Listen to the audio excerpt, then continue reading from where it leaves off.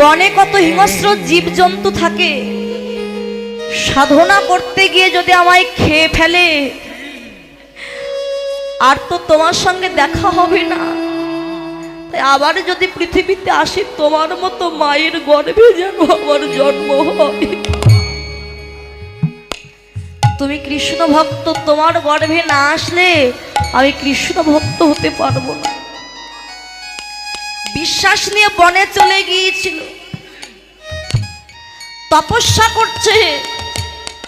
বনে কত হিংস্র জীব জন্তু আছে, মানুষের অঙ্গের গন্ধ পেয়ে ক্ষুধার্ত বাঘ ছুটে আসছে মানুষটিকে খাবে।